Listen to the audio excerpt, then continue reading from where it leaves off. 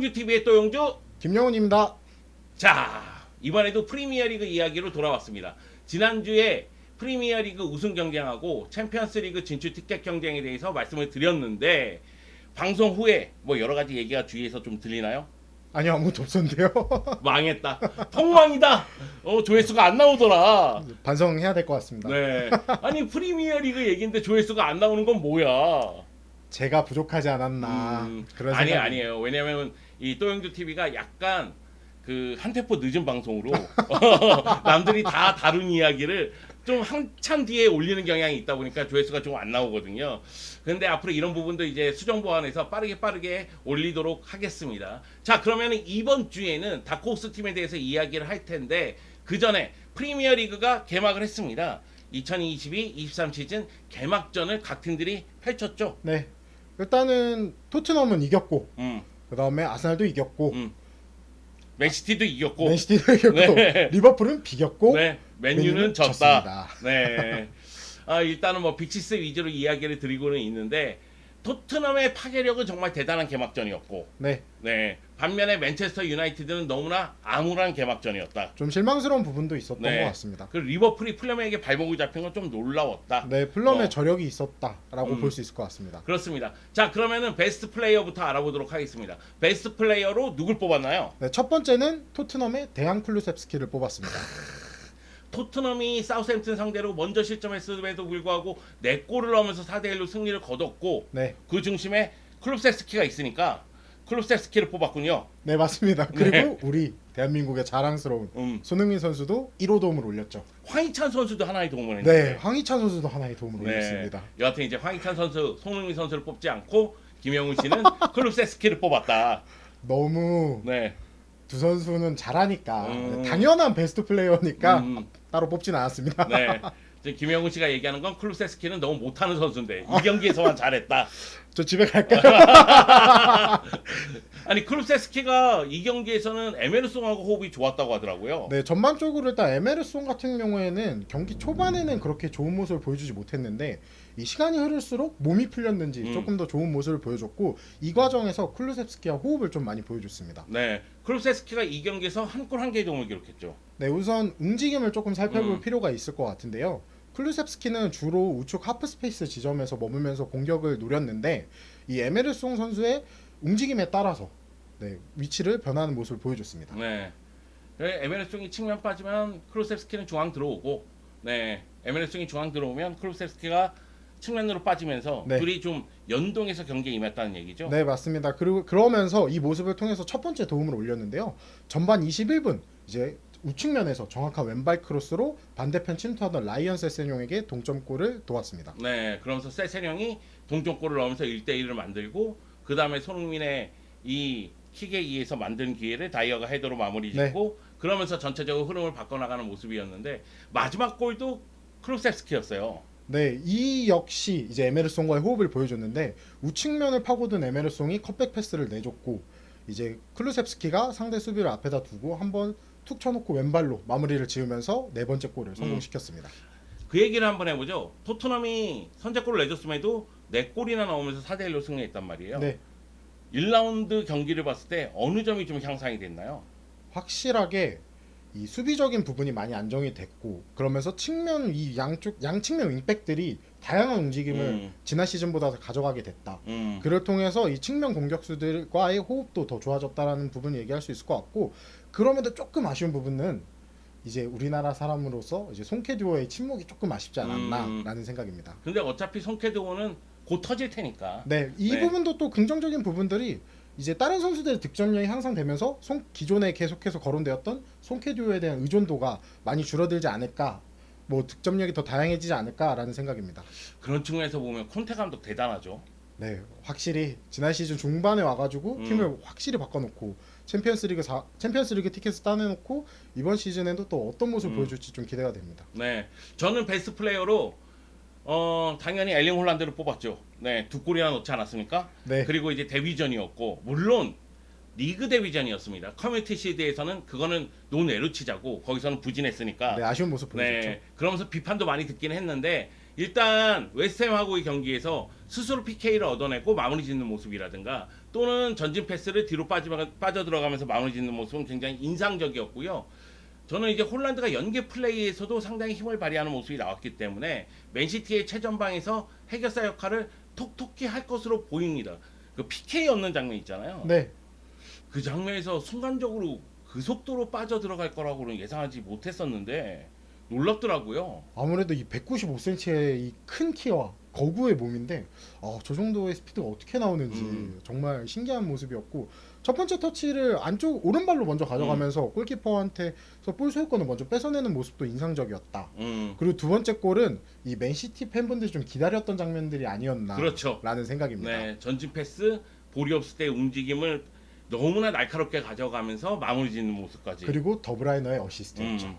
네, 앞으로는 이제 홀란드, 더브라이너 이 호흡이 맞는 콤비가 이제 각각 골과 도움을 많이 기록할 것으로 보입니다. 그러면 더 논해야 될 선수가 있을까요? 저는 개인적으로 한 선수를 뽑았는데요. 크리스탈 팰리스의 센터백 요아킴 안데르슨을 뽑았습니다. 야, 나 이거 다 알아.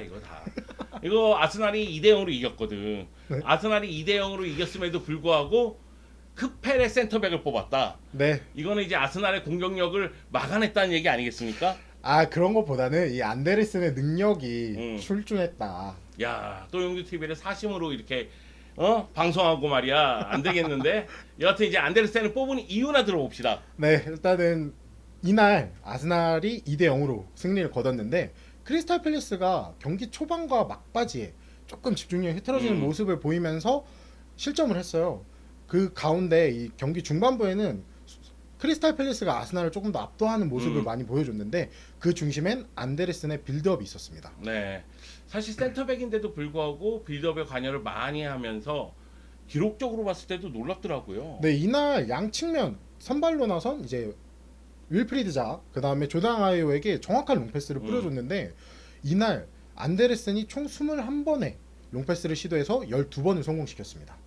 이 외에도 뭐 기회 창출 1회가 있었고 키패스 1회, 그리고 수비적인 측면으로 넘어와서는 걷어내기 9회와 가로채기 2회를 기록을 했습니다. 자, 그러면은 베스트 팀으로는 어떤 팀을 뽑았나요? 네, 저는 이번 시즌 승격한 플럼을 뽑았습니다.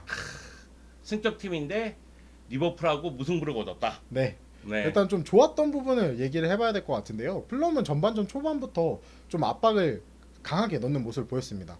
미트로비치와 이선 중앙공격형 미드필더로 출전한 안드레아스 페레이라가 이 리버풀의 3선부터 이제 압박을 가기 시작을 해서 리버풀의 빌드업을 좀 많이 방해하는 모습을 보였는데, 또 공격 상황에서는 이 두 선수와 또 양측면 윙포워드들의 움직임 또한 괜찮았기 때문에 이 선제골을 먼저 뽑아내지 않았나라는 생각입니다. 그러니까 미트로비치가 이 경기에서 멀티골 넣었잖아요. 네. 미트로비치가 사실은 챔피언십에서는 엄청나게 잘하거든요. 네, 맞습니다. 근데 이제 프리미어 리그에서도 드디어 터지나 막 이런 생각이 좀 들 정도의 마무리 능력이었습니다.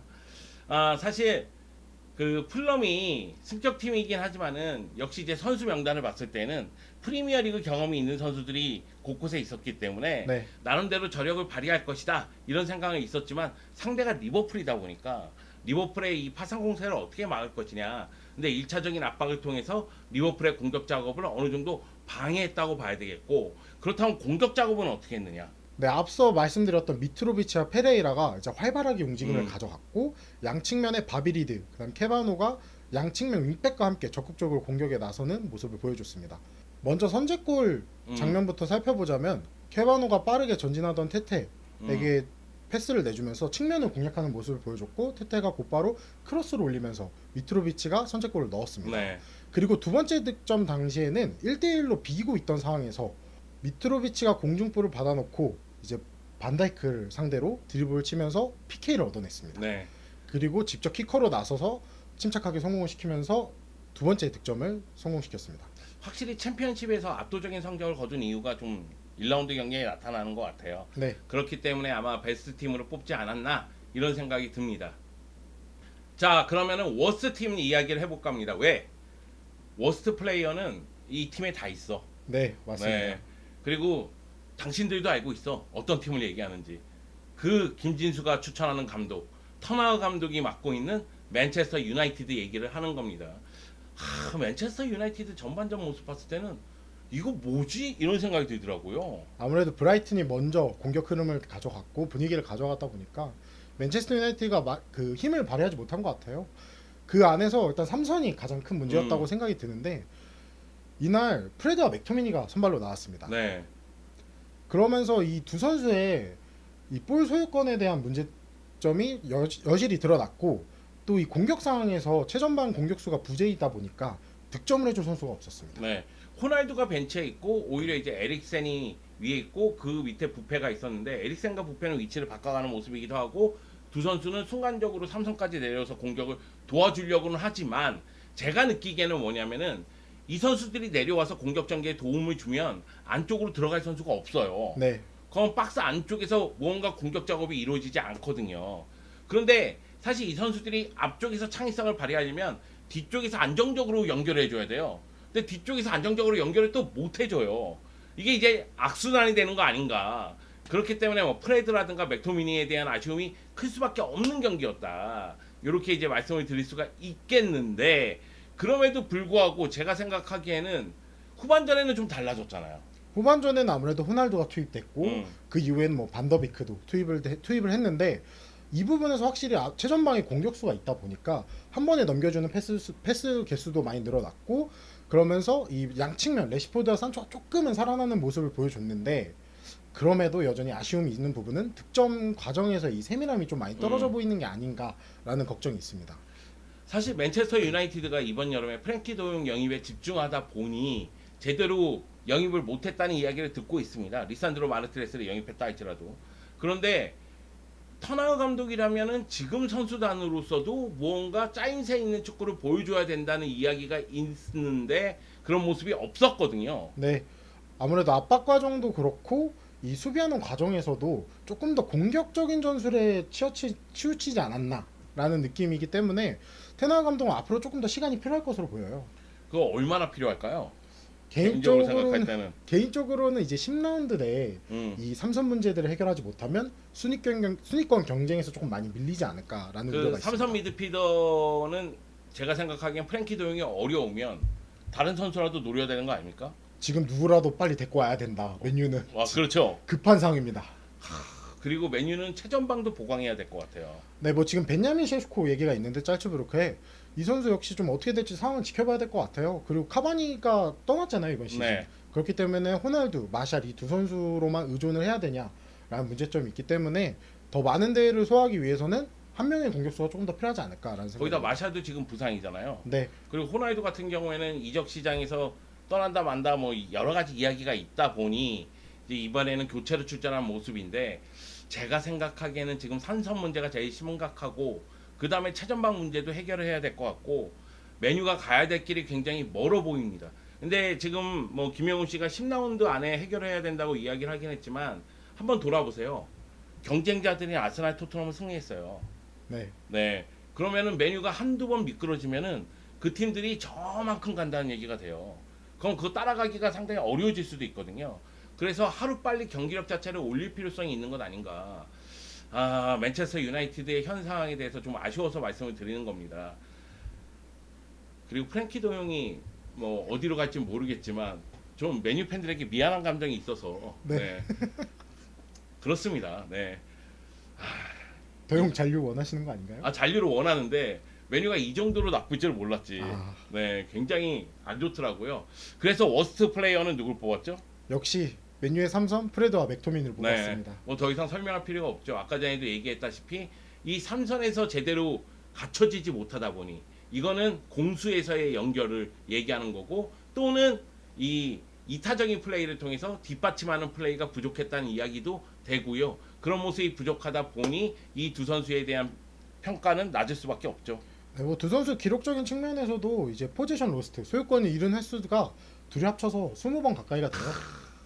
심각합니다. 심각해. 정신 차려야 될 것으로 보입니다. 자, 오늘 베스트 플레이어, 베스트 팀, 워스트 플레이어, 워스트 팀 이야기를 나눴는데요. 다음 시간부터는 요거 하지 않겠습니다. 요거 안 되겠다. 요거 안 되겠네. 될 것 같아요. 요거 말고 다른 주제를 갖고 오도록 하겠습니다. 일단 개막전이니까 한번 해본 거예요. 라리가도 개막전 때는 한번 해볼 생각입니다. 자, 여러분 그러면은 다음 시간에 봬요. 감사합니다.